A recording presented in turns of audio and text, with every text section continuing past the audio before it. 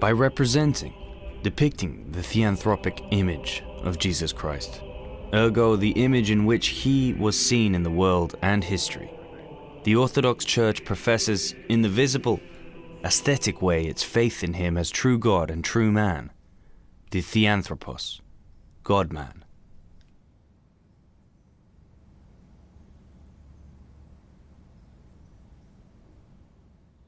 Icons show that in the Church of Christ, his mystical body, God through his immaterial energies spiritually reconstructs man. Although he remains within the limits of his creative nature, the spiritually reconstructed and deified man is redeemed from slavery of deterioration, evil, and death.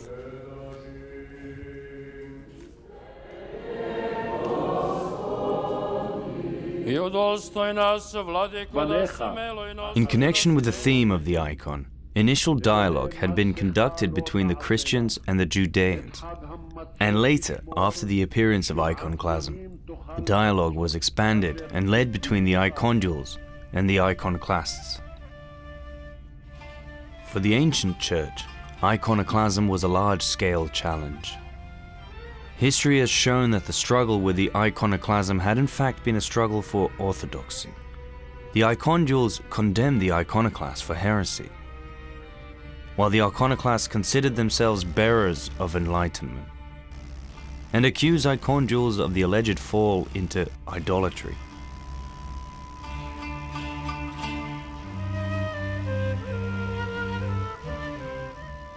Both primarily invoked the text of the Holy Scriptures, of the Old Testament, but also the priestly tradition.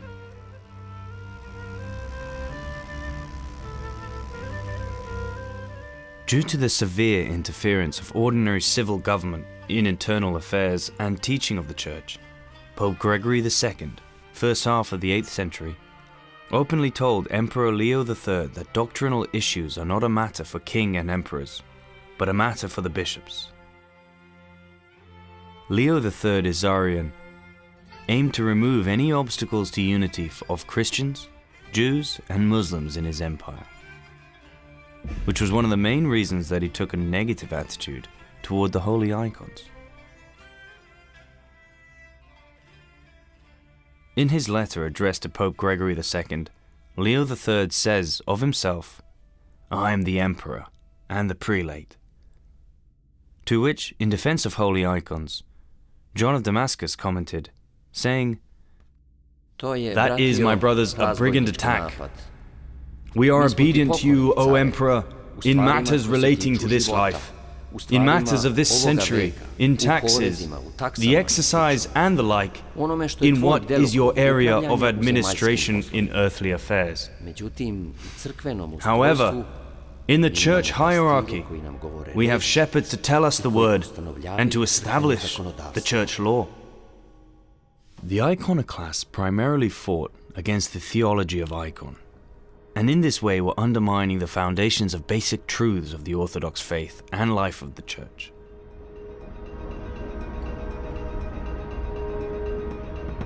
There is also an opinion that the cause of iconoclasm is the conflict between the Greek thought and the Middle East Asian thought and spirit.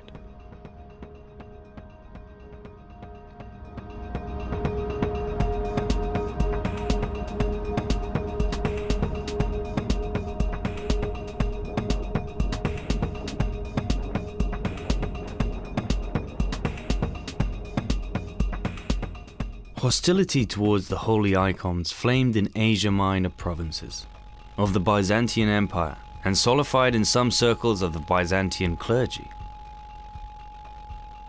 By Emperor Leo III's ascension into iconoclasm in the 1720s, iconoclasm became the ruling teaching of the Byzantium state.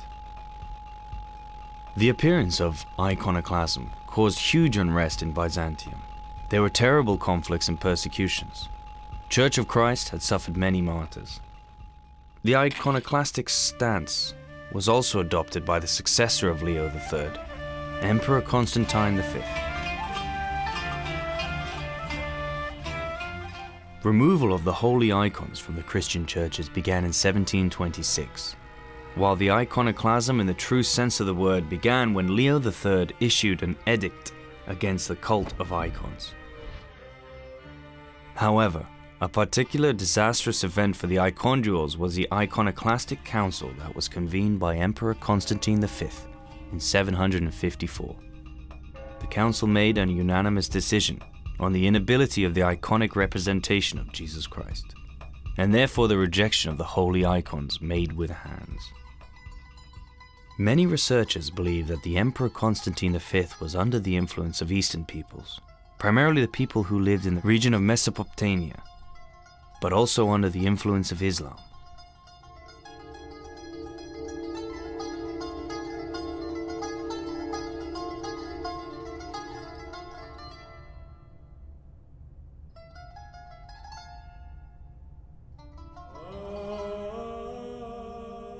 The concept of image, icon, in the understanding of iconoclasts, denotes something entirely different in relation to the understanding of icondules.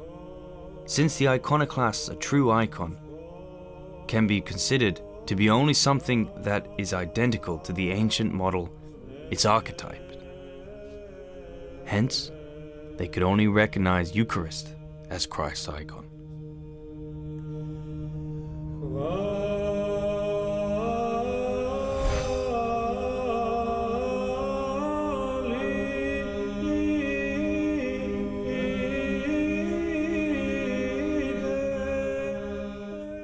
He ordered that, as an image, we take the chosen select material, that is, the substance from which bread is made, which does not represent a human form, so as to avoid idolatry.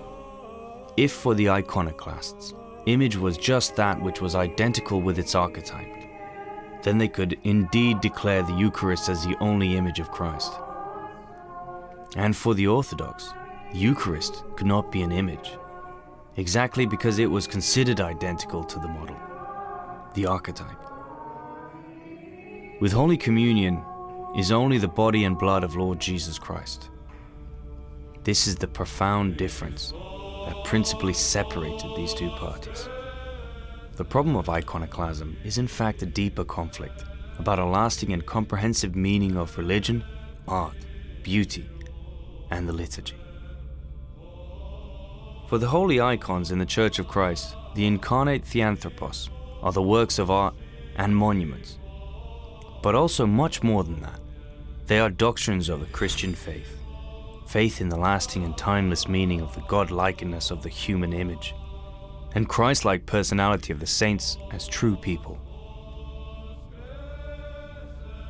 The first such true image was promulgated truly by Christ himself, and therefore the key to the whole dispute was a matter of Christ's icon.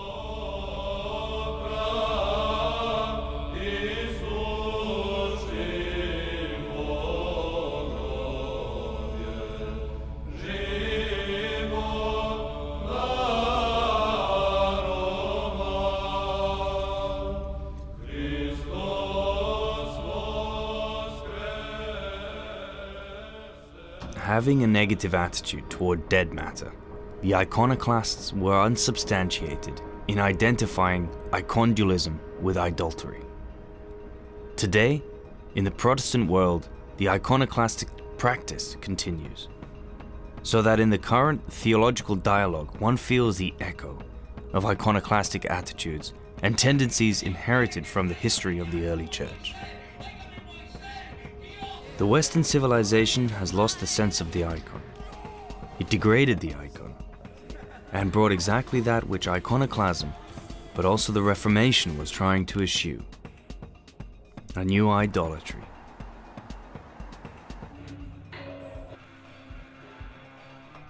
This guy's selling smoke. Wrap it up, Ev.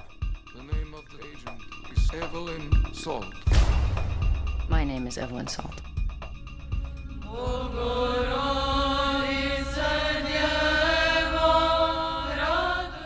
According to the Orthodox teaching, idolatry is obeisance to a creation.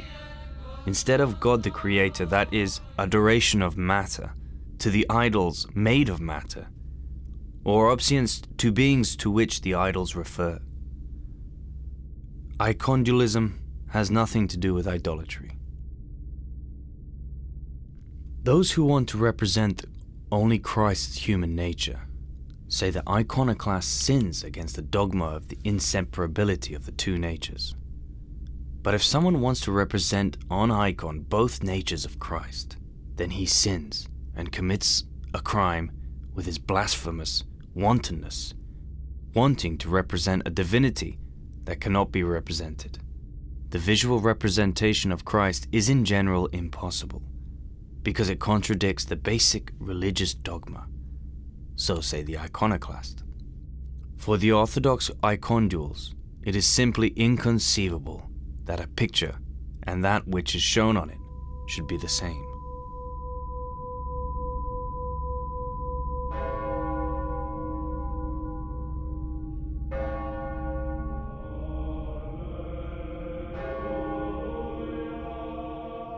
The Seventh Ecumenical Council, AD 787, passed special decisions on the issue of icondualism. By fathers of the Seventh Ecumenical Council, the icon sanctifies the eyes of those who gaze at it, and elevates their mind towards the mystical knowledge of God.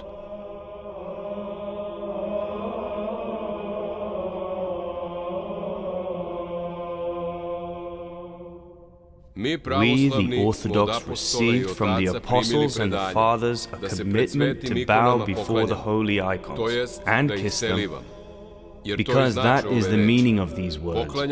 In the ancient Greek dialect, to bow is to love and kiss. For if someone loves something, he bows to it. That is, kisses and cherishes it, as it is shown by our human relations, when we treat our friends with attention and love. The Orthodox view is that the veneration of sacred icons is based on one hand, on a God-revealed truth that the true and God created man in his image, out of sheer love, and on the other, that the second person of the Trinity, the Son of God, God the Logos, incarnated, was begotten in the human body.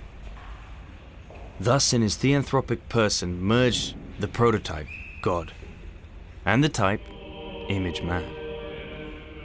It is in the union of the prototype and the image one may see the sense of creation, of the world, and the man in it as the crown of God's creation.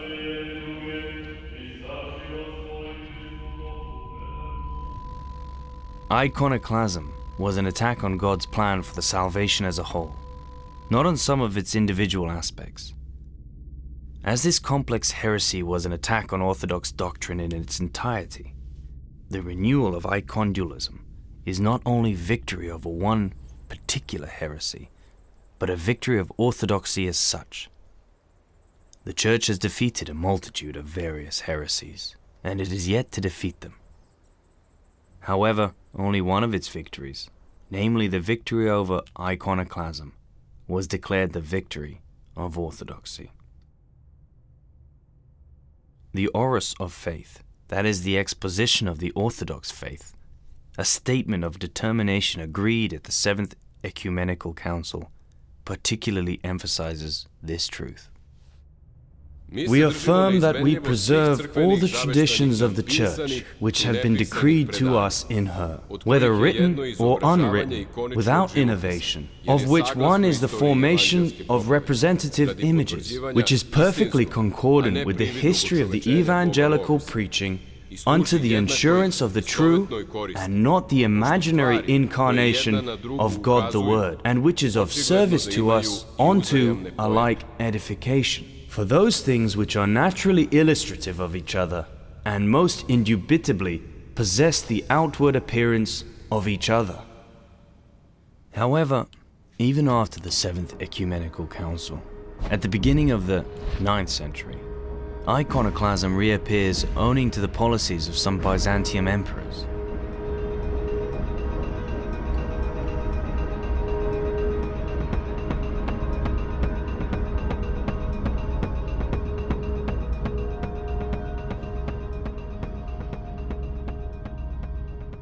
So it was until Empress Theodora and Patriarch of Constantinople, Methodius, finally legalized and restored honoring of the holy icons on the 11th of March, 843.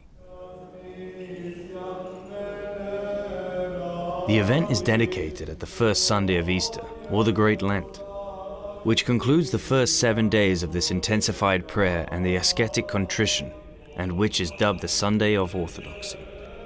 In this ceremony, the Holy Church celebrates not only the victory over iconoclasm, but the victory of the Holy Orthodoxy in general, its triumph over heresies, false teachings and divisions. Sunday of Orthodoxy could be called the birthday of obedience, veneration, and the theology of icons.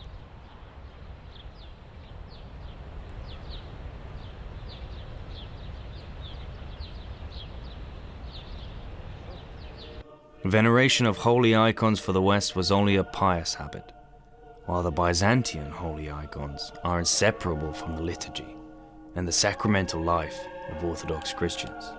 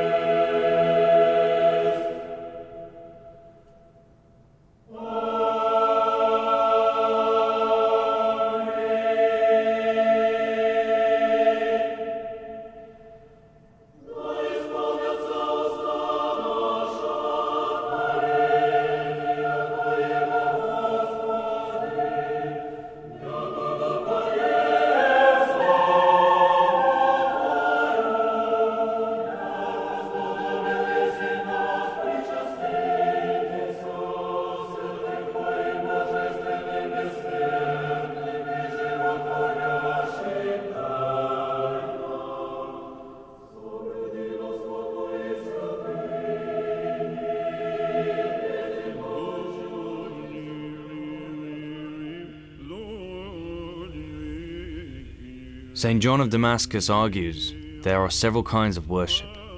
According to him, the first type of worship is obeisance to God, which we offer to the one who is the only naturally worthy of worship, the one God, and this we do in many ways.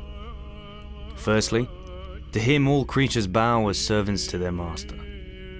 Another way is the way of admiration and longing for God, with which we make obeisance to God for his natural glory. For he is the only one glorified, because he is himself the cause of all glory and all good.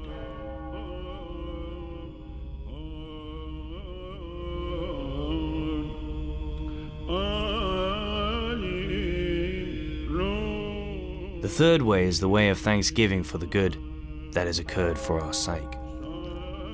The fourth way is the way of privation and hope for charity and goodwill, by which we know that without him we cannot do or have anything good.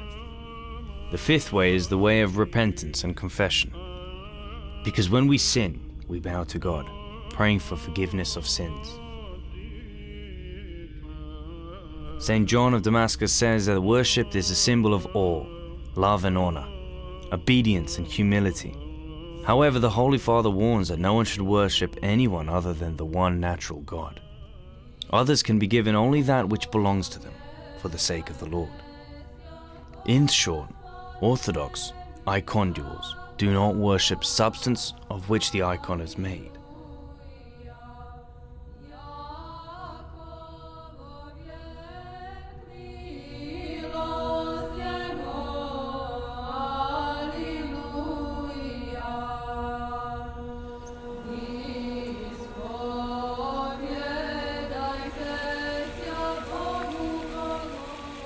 Expressing the pan-Orthodox doctrine of the veneration of holy icons, John of Damascus is categorical. I do not bow to the matter but to the maker of matter, one that has become matter for my sake, and deigned to settle in the matter, and he who through matter achieved salvation for me. But I do not respect matter as God. God forbid, for how can God be that which is created out of nothing?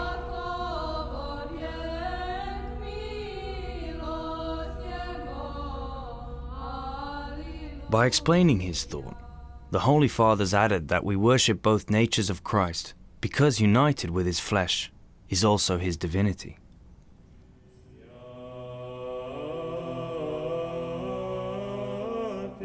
Orthodox Christian worships and serves the only living God, while completely different respect is shown to God's creatures, the saints. They had as much as possible complied with God, but their free will and God's settlement and cooperation in immaterial grace. They can truly be called gods, but not by nature, but by adoption, by grace. As is the red-hot iron called fire, but not by nature, but by adoption and acceptance of fire.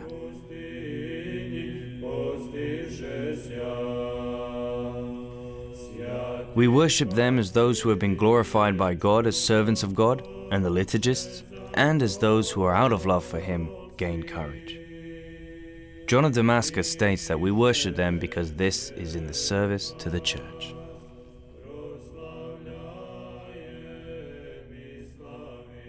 According to the wise deduction of another great defender of icons, Saint Theodore of Studion,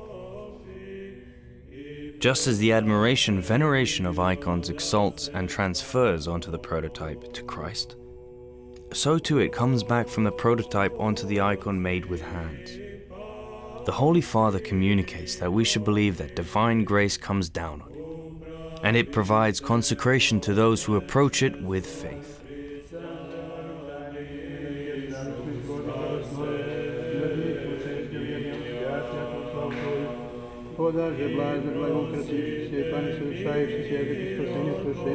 In icons made with hands, Christians can see sacred characters as miracle makers, and pray to God to make them participants in those goods enjoyed by the holy. So there is a likely conversion between a Christian man and the prototype based on which the images were made. In Slavic language, the word image is understood to originate from the words of the likeness, of the image.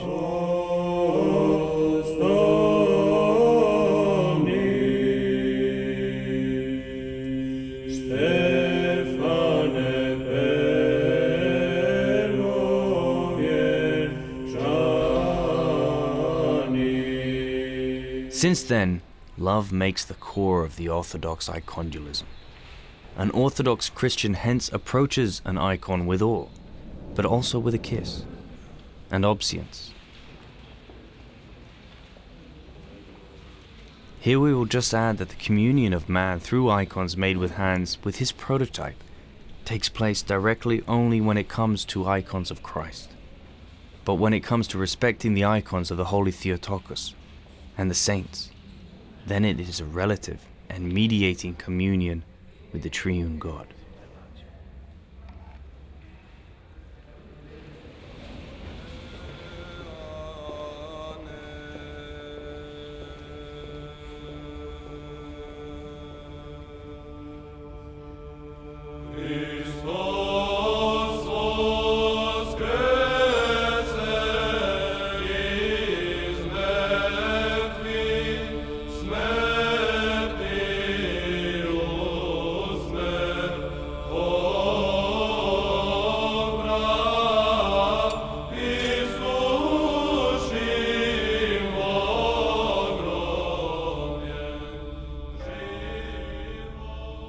The Orthodox do not forget that a man with a deep faith approaches Christian truths shall receive a great prize, and he who hesitates, resembling a wave of sea driven by the wind and turbulent, he shall receive nothing.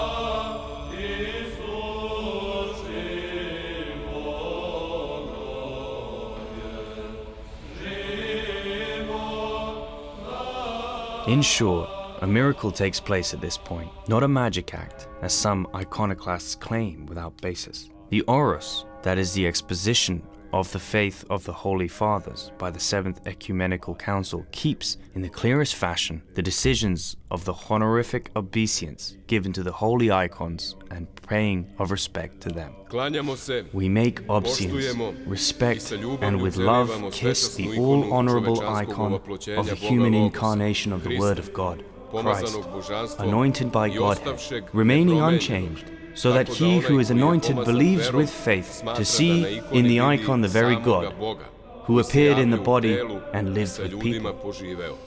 We make obeisance and we give honor to the icon of the Most Holy Theotokos, and to icons of the all-honorable God's saints, raising the eyes of our souls to the image of the prototype, and raising our minds to the unimaginable and unutterable.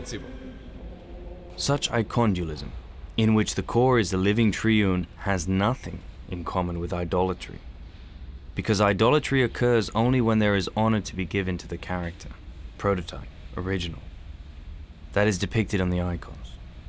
However, Orthodox iconduals do not divide the icon from its prototype. It would be useful to emphasize the fact that the iconographer fails to faithfully depict the prototype on an icon made with hands.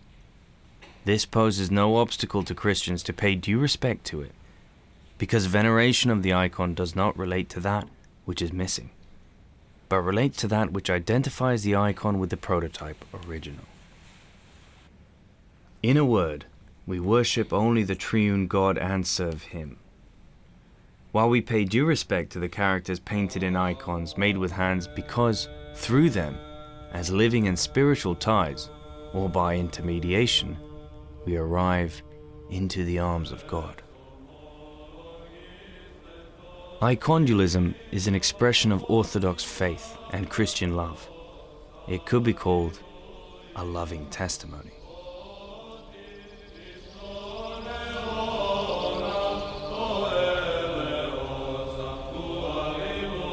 Orthodox Christians respect the substance from which the icons are made of, because it is filled with the divine power and grace that makes them miraculous. St. John of Damascus asks a sobering question. Is it not matter, the beautiful and thrice blessed wood of the crucifix? Or is it not matter, the honorable and sacred mound, the place of Golgotha, crucifixion? Or is it not matter, the life-giving and life-bearing stone, the holy sepulchre, the source of our resurrection?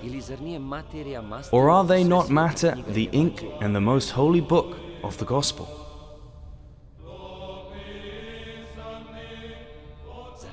Is it not matter, the life-giving tabernacle which gives us the bread of life? Or is it not matter, the gold and the silver used to make crosses, plates, and cups? Or above all this, is it not matter, the body and blood of my Lord? Therefore, either reject admiration and respect to all of this, or give way to church traditions. Or give way to church tradition and venerate icons of God and the friends of God by the grace of the Spirit of God. Do not call the matter evil, because it is not dishonorable. Anything that God created is not dishonorable.